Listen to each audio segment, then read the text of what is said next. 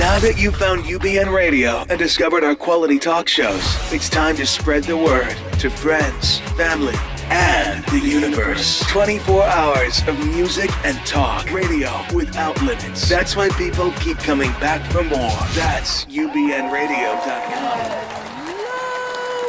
Hello. Welcome, everybody. Welcome to Tech Trends Impacting Your Business. This is Lori H. Schwartz, Tech Cat extraordinaire, here on a lovely, lovely March day when the rest of the world and the country is under snow. We here in Los Angeles, we get a little rain, we get a lot of heat, and we putter along. And I have today one of the most fabulous women, I think, in Hollywood, a fellow sci-fi geek, the lovely Bettina Sherick. Let's hear it, audience, for Bettina. Now, calm down, everybody. Calm down. Back down. Get back in your chair. Hey, sir. Sir, that's not appropriate. Bettina, the lovely Bettina, has been a digital marketing pioneer, and she actually oversaw 20th Century Fox international digital marketing efforts for 14 years? I was there for 14 years, yeah. 14 years, and she just left. And I just recently left. And we'll hear about different things that she's up to, but she's someone that I've wanted to get on the show for a long time. Because we have been talking about this for quite some time. Both having crazy schedules, but also because she's one of those women in town that knows everything about digital, is very active in the community. We speak at a lot of women's conferences together. Yes, we sure do. And also she's literally one of the other biggest sci-fi geeks I know, female sci-fi geeks, because we're hard to find. Well, and actually I think I'm probably more fantasy and you're more sci-fi, but I remember when we met. Yes. You said a really obscure Star Trek reference, and I got it. And I looked up, and I'm like, who is this woman? As I am prone to make obscure sci-fi. Moment of silence for Mr. Nimoy. Yeah. All right. Okay. I thought they were quite unfair to Shatner, by the way, about not. I thought that was a little evil. Yeah, it was a little evil. It was totally all about clickbait and driving. I completely agree. But because they were close, everyone knows they were close, and I think everybody started talking about the early days when there was some competition because Shatner didn't like that Spock was more popular. But everybody gets over this, right? Yeah. And at the end, I know everybody knows that they were very close. Oh yeah, they were intensely close for years and years and years, and everybody. That's personal stuff should never be publicly debated anyway, how people handle funerals and things like that, Yeah. But speaking of more positive things, yes. So let's talk about, what you've been doing. Your role at Fox, I know, was, intense because you were working on international films and you worked on so many great releases. So what was some of the things that you were responsible for? So I was at Fox from 2000, and that was really early days for digital. Yes. So I really helped shape what digital marketing meant for first home entertainment releases and then theatrical releases. And I've worked on incredible films like Avatar and the Simpsons movie and all of the X-Men and both Planet of the Apes, and one of the last movies I worked on was Fault in Our Stars. And so an amazing repertoire of films. And, at the very core, we were responsible for using digital technologies to get people to turn them off and go and see a movie the way God intended in cinema on a big screen, Right, so drive butts in seats. Drive butts in seats, and if you think about the cinema experience is there's nothing like it because you're sitting in a room with 300 people you don't know, but you all have been driven in some way to go and share that filmed experience, and so. It started out with websites and then email marketing and then social marketing and mobile marketing and advergaming and all of these tricks of the trade to get people to go and see movies. Towards the end, there was a lot of focus, of course, on social and micro-segmentation. And building up communities around franchises, because you guys have a lot of franchises. So is it all about digging back into the lists? And we actually, Fox actually hired someone to take on the franchise role because it's so big. It's so important. Mm-hmm. And the way that studios are set up, you've got the theatrical group, and they're driving butts in seats. Then they hand over their work to the home entertainment group, which then sells the either SVOD or the DVD and Blu-ray. And then it kind of goes into this catalog space. and there needed to be someone who was more focused on keeping that community alive. Well, in And between, the different releases. Right, and right. so I think more and more you're going to see studios moving in that direction, because it takes a different skill set. It takes a different type of engagement with the audience to keep that alive. Do you think, this is just something I've been wondering myself, so when you have a great franchise, does that creator own that audience, or does the studio own that audience? There's no one answer to that. So in different cases, it's different scenarios. Because if I was a big filmmaker, I had a great franchise, and I want to go to a different studio, am I taking that data, those emails, those names with me? Or do I just hope they're going to follow because my name is attached? Or are more paying attention to that now? Well, it's really interesting, because you're bringing up something that is a conundrum in general. Yeah. When I would have discussions with people about database marketing, for example, they'd say, okay, well, we need to build a database, here at Fox or Paramount or whatever. And it's like, yes, we should. And that is a good idea. But a database is only as good as the data in it. And if you want to reach me, a sci-fi fan, you're only getting a sliver of the information about me if you're focused on just a studio right. Information. Right. So, you have to mix a lot of different... If you think about it, it's like the perfect picture of me as a movie fan exists in so many different databases around town, none of which talk to each other. Right. Because you have to layer all the different forms, all the different data forms. All the different studios, all the different types of content that I interact with. All the fantasy dress-up things you're doing privately. Cosplay is awesome, man. But you see... A night with Bettina. This is a family show. But yeah, no. So there is no perfect quote unquote database in Hollywood. Really. Right. So it's still early days, because I always wonder if the filmmakers now are conscious of the fact that if they own the audience, they can take the audience with them wherever they go, because they're becoming brands. Because now on the TV side, showrunners are heroes. We know who Vince Gilligan is. We know who Shonda Rhimes. Right. We know who Shonda Rhimes is. We know also who, what's his face? We know that guy too. Yeah, we know all of them. We know what shows they've done, and so when we hear they're about to do a new show, we immediately want to follow them. And that's not just inside California anymore; it's true across the country. Across borders. In fact, in those cases, though, the studios will own the data, what they've collected around the audience that's watching the shows. But if you think about it, all of these names that you just mentioned have their own personal brand. Right. And so they obviously have people that are helping them manage that as well. Right. They're thinking about it now. Like if Shonda Rhimes, takes Shondaland and goes to a different studio, she can tweet it out to everybody. I forgot how many followers she has, but and it's like I follow her on Thursday nights. Right. So and then follow her. So it's not so much an issue anymore, because that's the piece that fascinates me about what you were doing and what you may go on to do with this marketing knowledge, and especially because you were doing international. And I have to say, I love that one of my superpowers is understanding international audiences. I know that we're going to get into some talking about trends and what have you. But one of the trends I'm going to talk about is the whole idea of borderless content. And yeah, well, let's talk about that now, because so you're in charge. You were in charge of international. So what did that mean? What did you have to do to think beyond the U.S.? I had to talk very often, very frequently, and very open-mindedly with all of my colleagues around the world about what film meant in their territories and what digital meant in their territories, and then represent their opinions at the table when we started talking about what are we going to do as part of our digital marketing campaigns. And every country, every region has their own their own personality, their stamp or whatever. But at the end of the day, an entertainment audience is an entertainment audience. It's the same no matter where you are. They just like different things. Right. But certain things will touch across borders. So my favorite example, the one that I kind of use to enlighten people, is Gundam Style, Psy.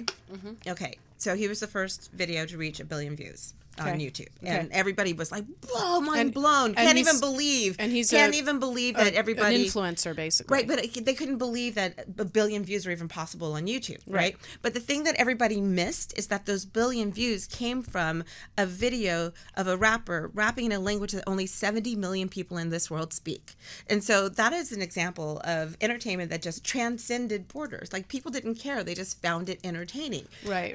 And so, when we released, a trailer, we would see anywhere from, 60 to sometimes 70, 80% of the audience for our YouTube upload would come from out of the United States. Really? Yes. And were there certain countries that were always more active, more Western? Brazil is the most socially active social nation in the world. Why is that? Is that because they're, besides having like great, plastic surgery and great... Oh, God! Like, why is it? Why have they always been the most social?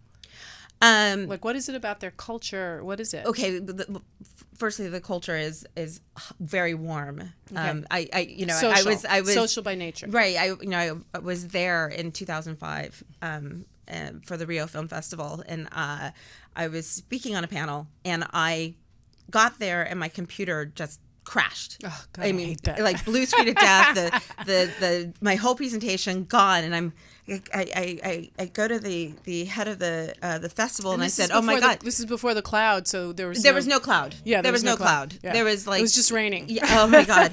And I said, "Oh my God, you flew me all the way here, and I don't have my presentation." And she just looked at me, and she like giggled, practically like, "You silly American," Yeah. And then she looked at me. She goes, "Bettina, what we want to hear is not in there." And she points to my computer. She goes, "It's in there." And she points to my head. Right. And I was like, "Oh my God!" And it made me feel so much better, and I was able to then fix my presentation, enjoy the weekend, and it was amazing. And the time I was there, Orkut, which was a Google social platform, Orkut. Yeah. Is that how you say it? Yeah. Orkut. I always heard people saying Orkut. Yeah. It's So everybody kept asking me what my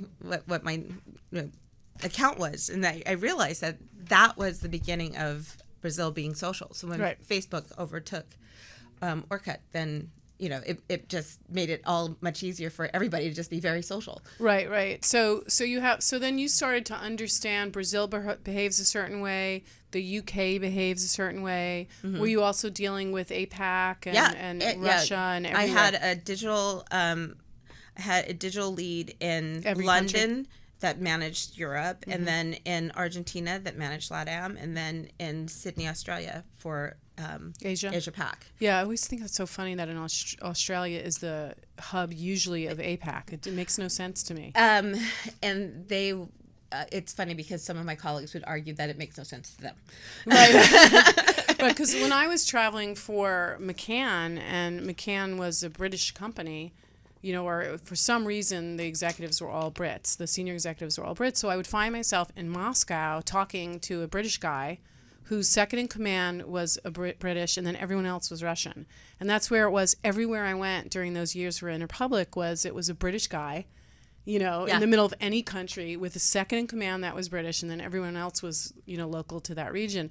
And they were just these like heavier, pasty white British guys in like any country in the world, And I was always like, God, and they just traveled. Every 4 years they got bumped to a different country. Right. Is that what happens with your marketing teams too? Or are they all pretty it's local people? It's local people. Local people doing the local thing. That love film and want to be part of a wonderful company. So were you continuously pitched marketing technologies throughout your tenure, or did you set up a system for that? And so did you... Oh my God. But here's the thing. It's like... Did you operationalize it, or did you did it happen spontaneously? Or? Here's the thing. For better or for worse, the film business it works on slight chaos. Right. Because things just happen. They're always coming. You releases are always coming at you. Things are always changing, moving. I would go in and think my day would be one thing, and I'd leave it was something completely different. And so yes, I would get a lot of different companies pitching their latest technology. And in some cases, it was really, really fun and fascinating. We would do some sort of execution. And then other times, they would come in and just really not understand our business at all.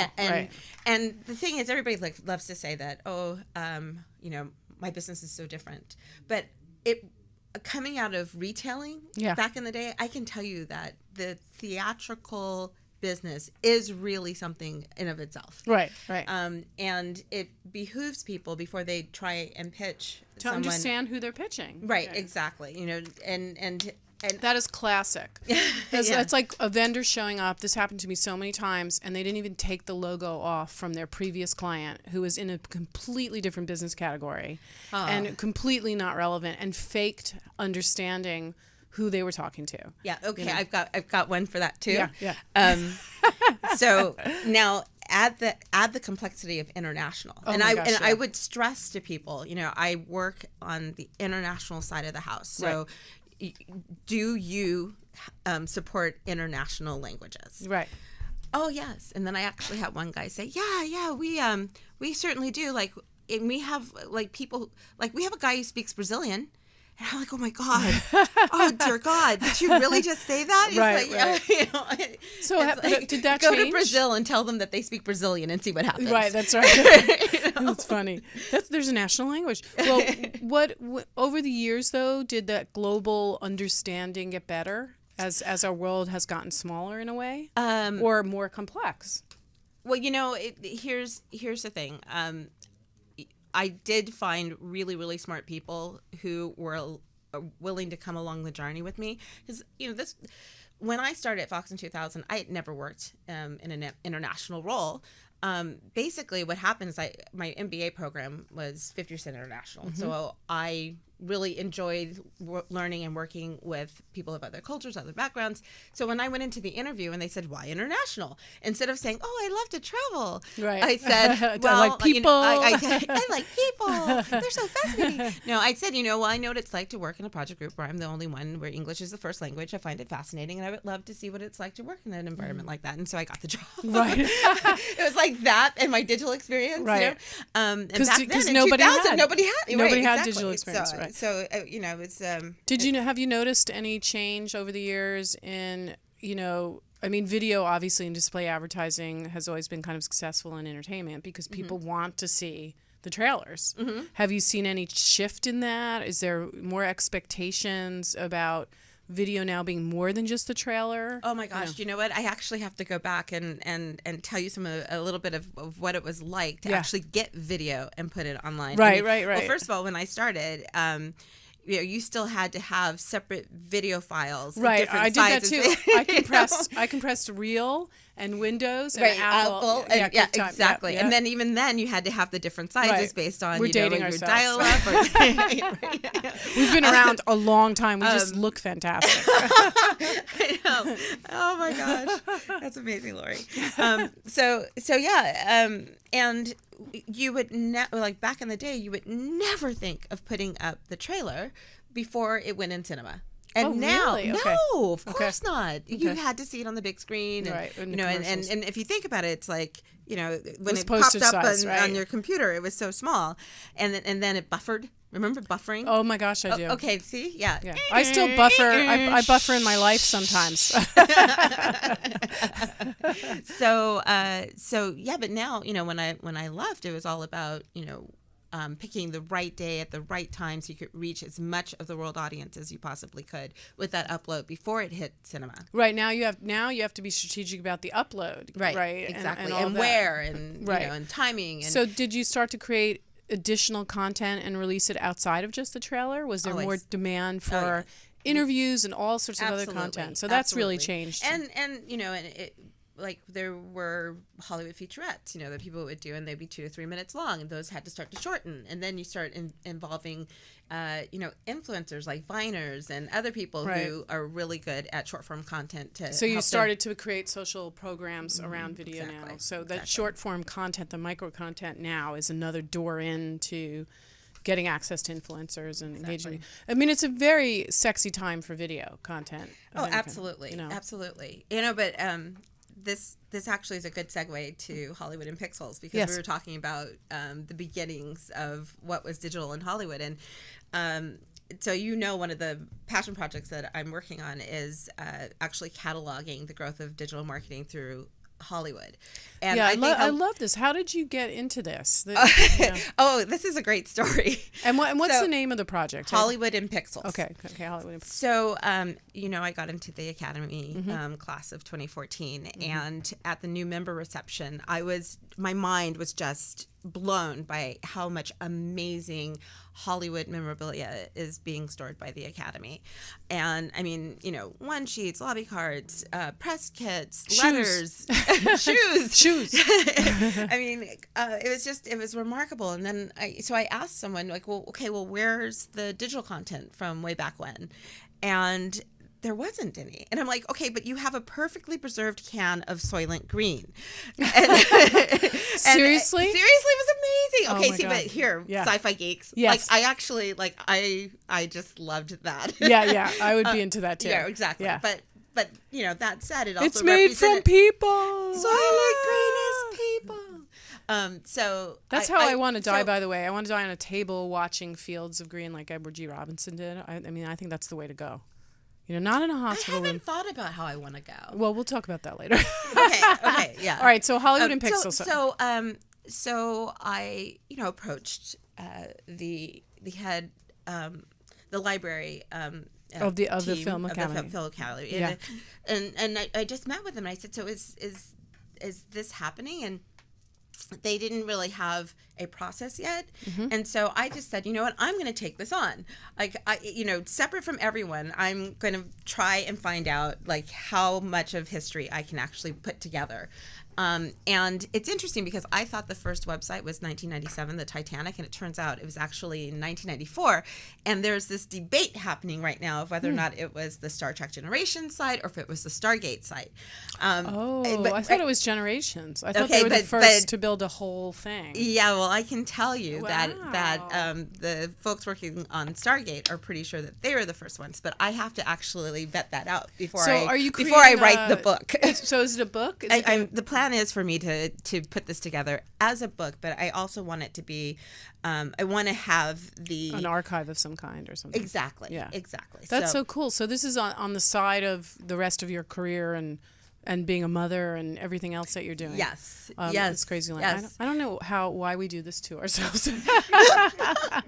Well, you take on this major problem. Okay, but can I tell you, like, I met with the guys who started Hollywood Online, and it's these two guys who have this amazing story. Yes. And when I first met with them, they didn't really know how old I was. And when they figured out how young you are, how old young I am, and when they figured out that like I had as much vested interest in making sure the story was told as they did, I mean, they adopted you. Oh God! And like they actually went through and dug out through their archives, and they've unearthed like the entire beginning of Hollywood Online for me. Oh, for you! Oh my God, that's amazing! It is amazing. Doors open for Bettina. They really do. Well, let me ask you one question before we get into our next segment, because I saw online that you were at the Oscars. So did you get to go every year? Like, how does that go down? When you're a member, you can get into a lottery. Okay. And if your number is called, then you are allowed to buy very expensive tickets and go. Oh, wow. And so what was it like? It was amazing. Now, you went with Ira, our friend Ira, who's now at I went PBS. with Ira, yes. Yeah. He took his daughter, and I took the German, my friend from The German. Germany. The German. And we got all fancied up. And I know, you looked amazing.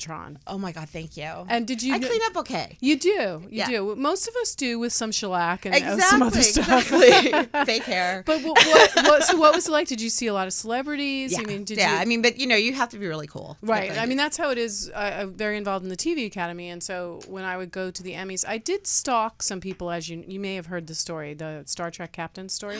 No, I didn't. Oh, well, I've been stalking them over the last few years because it's been a personal goal to meet all of them.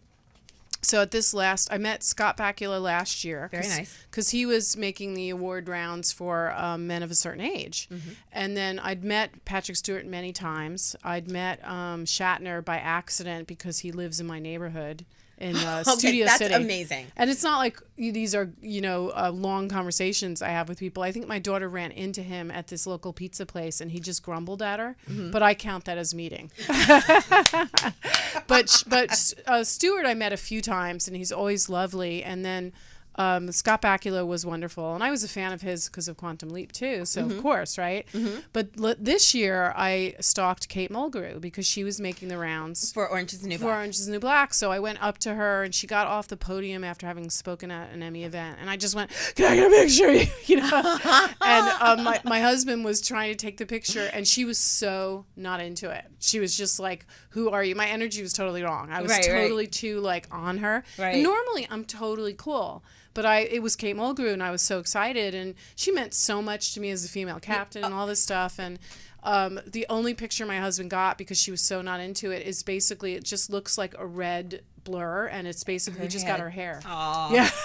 But it's kind of like the Shatner grumble. It was like the Shatner grumble, but I'm counting it. You I'm gotta counting count it. You gotta count it. On my captain list. And I don't think I'll ever get, what's his face, the crazy one, Brooks. No. Brooks I won't get because did he die? Did Brooks die? I don't know. No, you're not as much as No, crazy I as was. I am. Yeah, exactly. I think he might, or he's supposedly a little unstable. But anyway, that won't stop me. But just so all of you know out there, that won't stop me. But let's get into our next segment, which is called the Top Trend segment. Nice. What's that? That was the sound effect for Was the top. that water? It was water. We just play with sounds here. We're just trying different things. It was like water or toilet That's flush. Jarvis, our guest engineer today. Thank you, Jarvis. So, top trend segments. So, tell me, what are I always like to ask our guests on the show, like, what are some of the technology trends, marketing trends, things that you're seeing happening out there that you think are really big, are significant this year? A lot of people have been talking about beacons, VR, different things that have really struck the world. What do you think is like the hot thing right now? Well, everybody keeps talking about the Internet of Things. Yep. Connected devices. IoT. Right. So I think it's a misnomer. I think it should be the Internet of Change. Nice. You've heard it here, ladies. IOC. Because heard it here. all the things are doing is changing behavior. Right. I mean, think about it. Like when we ran into each other on the street. Literally. What did we immediately start talking about? How we're not getting enough steps on our Fitbits. Right. And so how we are changing behavior in our days. Right. So that we can get those steps Right. in. Because you and I, while we were saying this to each other, we're actually walking in place. Right. To get those exactly. steps. So, so the thing is just changing behavior. And so when we start talking about... I love that. Internet of Change, ladies and Internet of gentlemen. Change, right. So it's like, when you start talking about how are people interacting with entertainment content, so VR is just one thing that's going to change behavior of consumers. And so you might decide to go and see a movie with a VR element to it, and so they'll give out glasses at the theater. Exactly. Or, there'll be some new kind of screen that you can do in your home and whatever. But that's just changing behavior. And so, I'm always challenging myself. When I see a new technology, can I see how it's changing behavior? And when I see that behavior change, do I know how to market to it? Right. So then it becomes something that you want to play with if you see a behavior change. So that's your marker. So do you think VR is here to stay? And will it be a flash in the pan like 3D and HD? I don't think 3D is a flash in the pan. Well, in the terms of the expectations, because the one thing I'm saying differently about VR is that there's investment happening across the board. All the studios are investing because now you have these gigantic files you're going to have to move around. And I just learned the other day that if you sew together a 4K VR experience, it's actually over 5K. So the weight of the files are so huge. Exactly. So now all the studios are building new infrastructure to handle VR. So I've never seen this much investment with a new thing, or an old trend that's finally come of age. So are there other ones that you're seeing investment happen in? I think that VR is certainly a very, very important one, and I know Ted Chilowitz and Ted Galliano at Fox are looking at it big. Looking at it.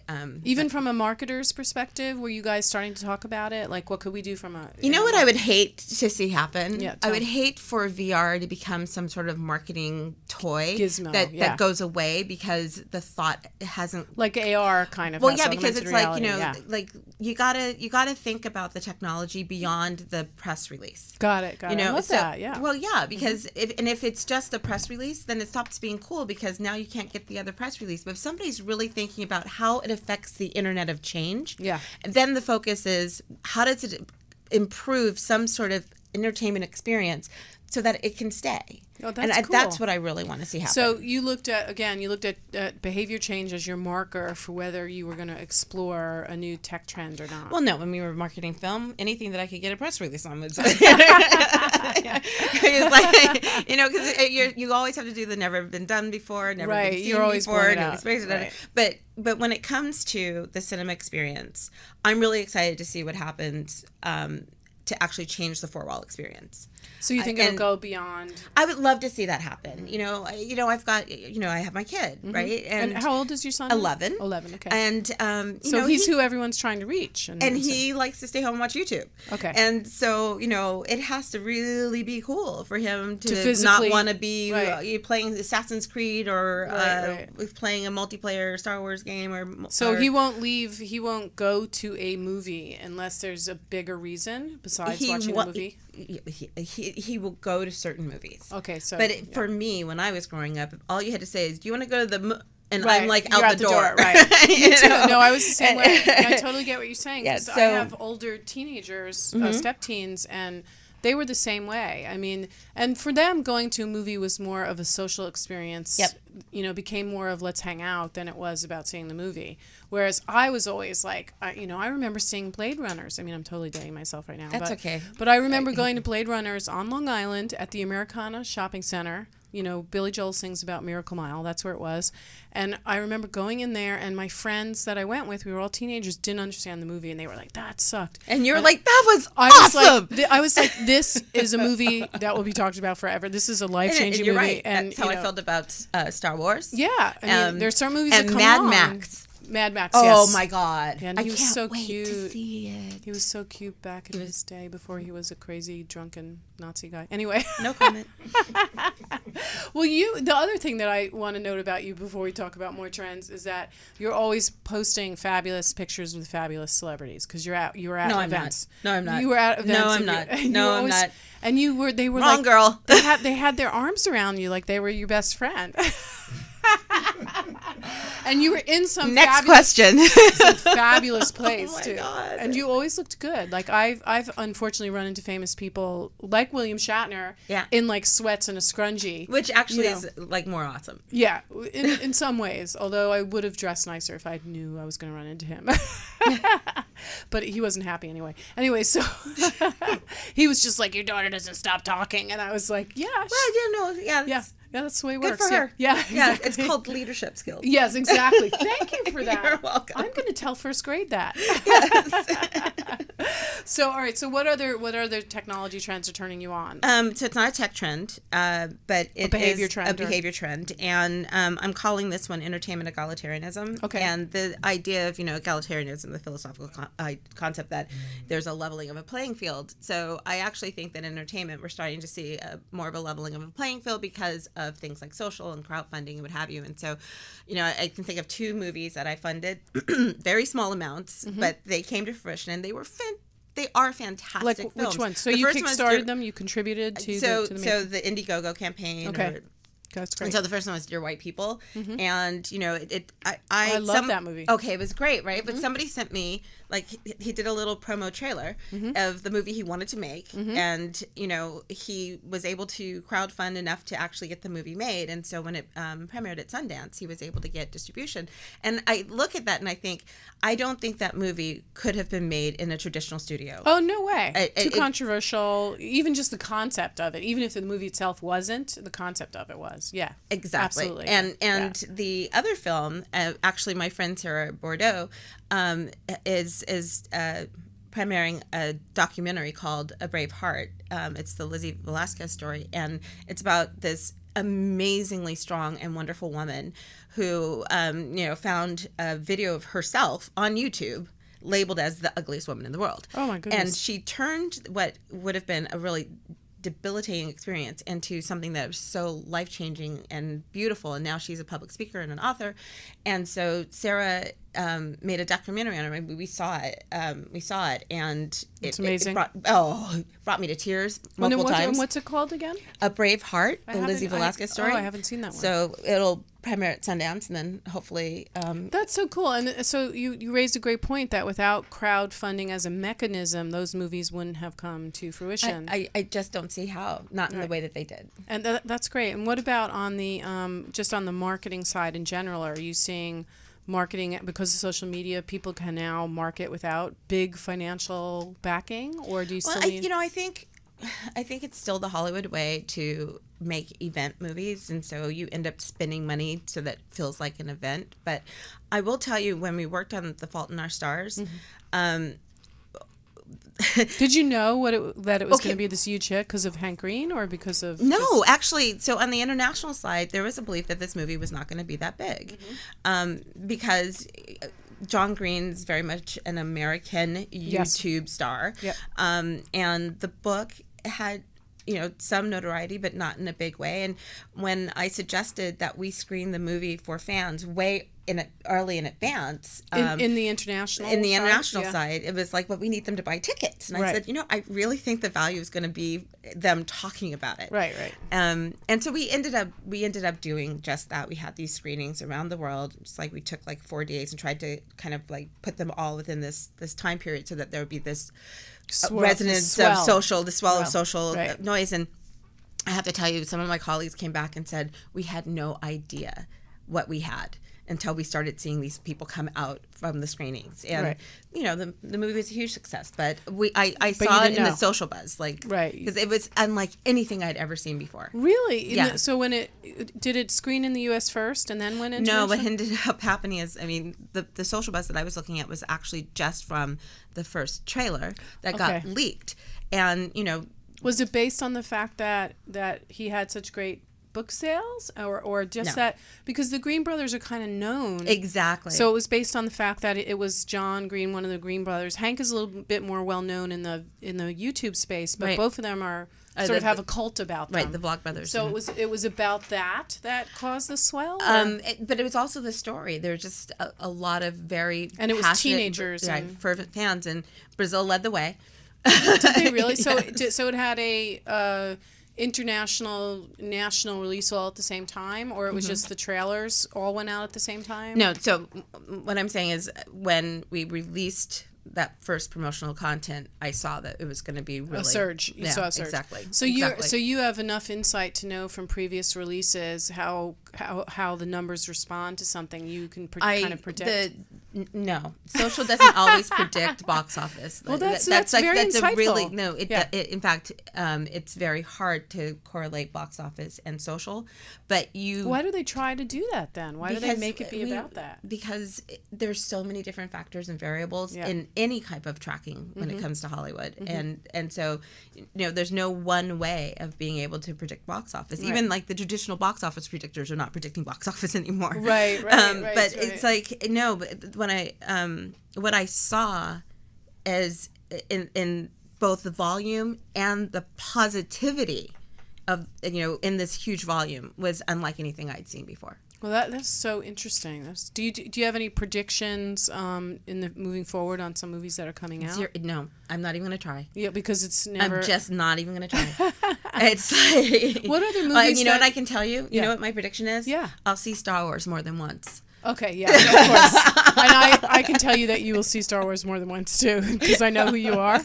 And I know that you'll ask me like 20 times on Facebook to go with you. Yeah, I will. And I'll be like, I can't, because totally. There's a big difference. We already have a group that we're waiting for the tickets to go on sale. Yeah, and by the way, J.J. Abrams is a name that I couldn't think of, but he's who I stalk. I just stalk him because anything he does, I'm interested in. Because that was one thing that I thought when Leonard Nimoy died was that, oh my God, Fringe is not going to come back for sure. Because I was totally obsessed. I've talked about that before, but Anyway, all right. So let's go to our next segment, which what's is the next segment? What's the Scoop segment?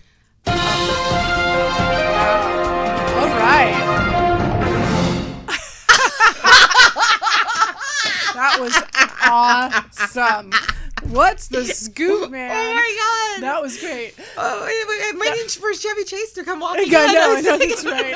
That was awesome. Oh my God. That was great. So where do you know, Bettina, because you are someone that for so long was really on the top of every new thing because you had to for your role. And also as an industry insider, as a thought leader, you speak on a lot of panels, you moderate a lot of panels. How do you keep up with what's going on out there? What are the things that you turn to?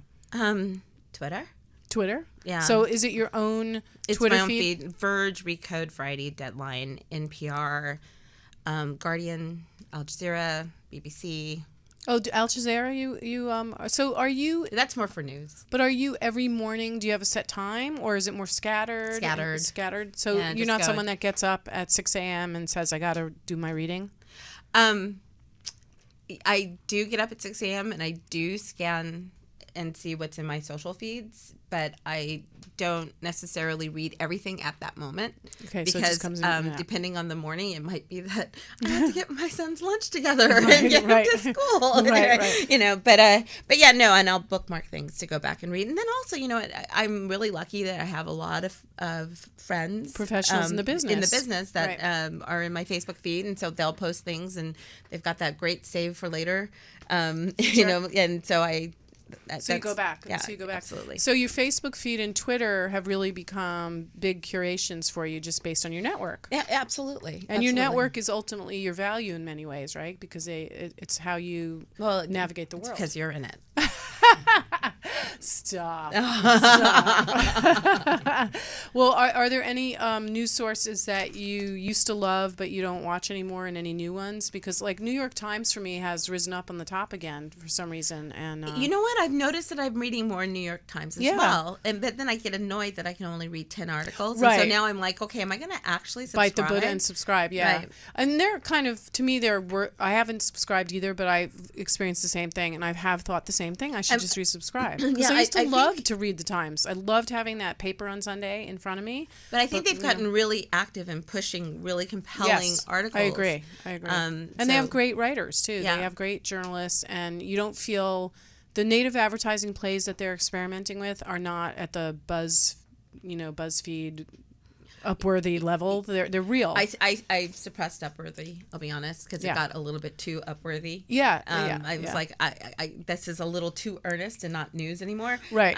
But I have to admit that BuzzFeed is still my guilty pleasure. No, I mean, I think we all love it. And look, I like to know what the thing is that everyone's talking about. I mean, I was out of the country during the week of the dress conversation. Lucky you. And so I read about it one day, and I'm like, what the hell is this discussion about? And then I just read a few things, and I got it that there was some dress and there was controversy about the I color. honestly think that the world needed a distraction from itself. Yeah. But what that's the happened? only Like thing that that dress just got posted, and then people were confused about the color. I mean, that's the thing that I don't get sometimes. And it was like just some, Random regular dress thing that just like went nuts. Yeah, and that's the thing that none of us will ever really know. So, all right. So, do you feel like it's your duty, though? Could you ever take a vacation from your feeds, or do you feel like you've got to always keep on top of everything? It's really interesting because I used to think I could never leave my feeds. But I know you went on your holiday. Yeah. And I loved watching your holiday. And then I thought, I think I just need to take a holiday. Yeah. And I was very clear with myself. I set rules. Mm-hmm. So in the morning, I downloaded everything and just checked there was no emergencies. And at the very end of the day, right before bed, I did the same thing. Yeah. But during the day, I would just post us in the ocean because I just wanted people to know that we were fabulous. It came through loud and clear.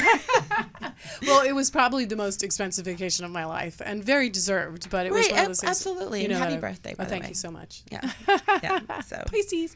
Anyway, so taking a vacation from your feed, because I know there's been this trend of digital breaks, Yeah, and I think that they're good for you. Because I was guilty of sleeping with my iPhone. Yeah. Many times. Yeah, and then waking up at 3 a.m. and being heartbroken because the battery dies. Oh my God. Like a bad boyfriend. promising you they're going to be charged up the next time they see you, and they're not. Wow. I definitely equate my iPhone with previous relationships. That's hilarious. But yeah, no, but I'm that's why I have I'm the trying. Plus, the bigger phone. Anyway, I'm trying to leave it on the nightstand and not like arm's reach, where I wake up in the middle of the night and think, I'm awake. Let me see what's happening. Well, what conferences do you absolutely have to go to? Like, are you going to South by? Are there other ones that you definitely just want to go to because they're interesting to you, besides having to be there? I decided not to go to South by. Yeah, I wasn't going to go either. I'm just going because my husband's company's speaking on something, and so we get a room. I had seems like a good reason to go. I had a great time at South by. It's always interesting, even if you don't go to anything. If you're just there, it's just interesting. It is, and I was questioning whether or not I really should go. Yeah. But I kind of felt like at this point, I want to take some time and really make headway on Hollywood and Pixels. Yep. And there I would just be meeting people, and you know how gregarious I am. I'd be like running all over the place and, having cocktails and not really like focused Bettina on. won't say this out loud. Maybe she will if I got her drunk or something, but she speaks on a lot of panels. She moderates a lot of things. She's really a thought leader in our business. People really turn to you. And you've inspired a lot of younger women, I know, because we speak at various female events, just trying to get women engaged in this business, because too many in the tech and marketing space are male, and young women need to know there's a lot of opportunities for them. So so when they see someone, and that we're not all like programmers, right? We're not programmers. Yeah, you could be in the tech a strategist, business, exactly. All these other things, right? And still have time to look good too. Today, notwithstanding, on a radio day, not so much. But because I often talk about the phenomena of dry bar and just hair. And right, I loved that. But it's a metaphor for me of owning your own, whatever that turns you on. Like, it makes me feel good to have a good blow dry. So exactly. I do. But any other conferences that you think have been mind blowy? Like, you have just loved being there because of the culture and the technology there. Did you go to CES? Okay, you know what? Yeah. I left Fox in November, and I decompressed. Right. You dropped off for a while. I would do the same thing. Absolutely. And so it's funny. I'm surprised you didn't see the CES Facebook post that I did, because I actually tagged you. I tagged you. I said, you might have said, I'm not there. I'm not going to be there. Right. So what I said was, we were at Mammoth skiing. Yes, I did see my that. son said, Mom, hurry up, we're late. And I said, if I wanted to rush around, I would have gone to CES. Right, that's right. And you posted a really beautiful picture of like the mountain that you were on. So I do appreciate that. And that's the funny thing. I have to say, I will go next year, because I think it's a great kickoff, and you get to see everybody and really see where people are focusing. And you learn a lot. And you do learn a lot. And so, there was a personal reason why I said I'm going to spend the time with my son. But it is a really good one. And I think that's always for working moms. Even if you're in between big jobs or whatever you're doing, you're always balancing. Like, you're always saying... It's always a balance. Yeah. I'm always like, I'm not going to go to that event, but I will do this. Or I'll go today to see her in her little Purim parade. Which I loved. I'm telling you, we're missing it. We should have dressed up. We have a perfect excuse right now for cosplay. I know, we should have. I would have gone as Janeway on Voyager as a ode to, her rejection of my fanness. And I would have gone as Uhura. You would have gone as Uhura. Of course. Still cool after all these years. Yeah. Exactly. I'll always remember her, like, I don't remember which movie it was, when she was like a hawk almost, like on a mountain raising up her arms, and it was some kind of like, you lost me. Bird animal. It was the coolest thing. I don't know what it was. But yeah, she's so cool. Anyway, so what's next for you? You're doing consulting, you're figuring out what you want to do next, you're working on Hollywood and Pixels. Yep. So I hope we get to talk to you in a while when you're, whatever it is, come back and fill us in on Hollywood and Pixels. But anything that you're going to be speaking at next that we can, this is our last segment, by the way, Jarvis, which I didn't tell you about. What was that? That's a vacuum cleaner. That's a vacuum cleaner, I think. But where are you going to be next? Where can people come and see you? Tomorrow. On March 6th, I'm going to be leading a workshop at the Digital Women's Conference in Right. Pasadena. Yeah, I'm going to be moderating something there. That's right. Oh, And, okay. And you're leading a workshop. What's the topic? Speaking Well Female in the boardroom, how to deal with man-interruptions.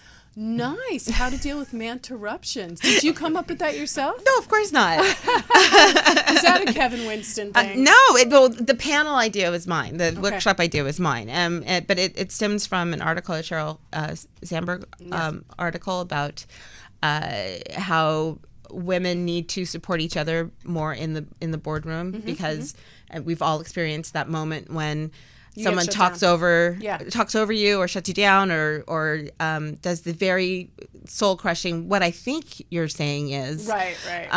So just want to spend some time talking to other women about techniques that they've found besides yelling to be heard. Right, I love that. Yeah, I'm really looking forward to it. Man-interruptions? Man-interruptions, that's love what they called it. And is that something that you've taught before? Never. I love that. This is all new. When Kevin and I went to lunch, and he says, "I'm thinking about doing a women's conference." Because Kevin was here 2 weeks ago. I know, I saw it. Yeah, he's the greatest. Yeah. And so we were at lunch at East Borough in Culver City. It's a great Vietnamese restaurant. You should come and have lunch with me there. I love it. And Done. Yeah, right. And he was saying that he wanted to do this conference, and we looked up what day the International Women's Day landed, and it's this Saturday. Oh, okay. So that's why the symposium it's is, Friday. I love that. Yeah. Because I've talked to about almost all of the women on my panel, which is just all about like being a startup and what's that like.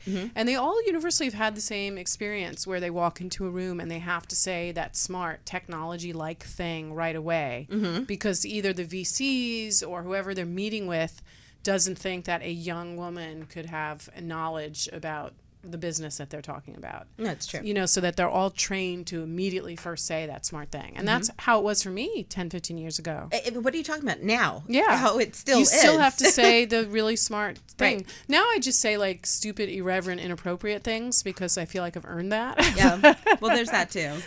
But these women, these young, smart women who are running great new companies. Yeah, it's very exciting right now. Yeah, it's a really great time for them, but they all universally said the same thing. And they also said that they dress older. They wear things, they wear glasses, they do whatever they can so that people don't think they're as young as they are. Whereas I'm using as much moisturizer as I can find. But anyway. All right, so where can we, last question, where can we learn more about Hollywood in Pixels? Is there anything online that's going to be following your progress? That's why I was saying, I wish I had scheduled this later because... We'll bring you back. Yeah, so I'm still in process of putting up a presence, but it'll be hollywoodinpixels.com. Cool. I just need to what I don't want to do is just put something up half-assed. Yes, so you need to get all the ducks in a row. Exactly. Well, ladies and gentlemen, what a great afternoon with the lovely Bettina Sherick, who I'm so happy that I finally got here. A powerhouse in the marketing in the international world. A fantastic role model. Also, I think for working moms. Yeah, because you're a single working mom, both of us, and you do it. And I'm not a single working mom, but sometimes, goddamn it feels like it. Yeah, that's true. Because we're all so freaking busy. Well, Lori, you're a force, and I am so thrilled to see all of the success that you're having. I am having so much success, ladies and gentlemen. Seriously, it's like it's really hard to say, you know what, I'm going to leave the corporate world because I think it's going to be better for my life and personally, and to then like you're one of the people I'm looking up to is okay, Lori did it, I can do this. God, if you're looking up to me, I'm looking up to you. Where are we standing? We just keep looking up together. Ladies and gentlemen, let's have a big hand for Bettina Sherick and That's hilarious. Come back. Tech trends impacting your business here in steamy, sometimes hailing Los Angeles. Now that you've found UBN Radio and discovered our quality talk shows, it's time to spread the word to friends, family, and the universe. 24 hours of music and talk. Radio without limits. That's why people keep coming back for more. That's UBN Radio.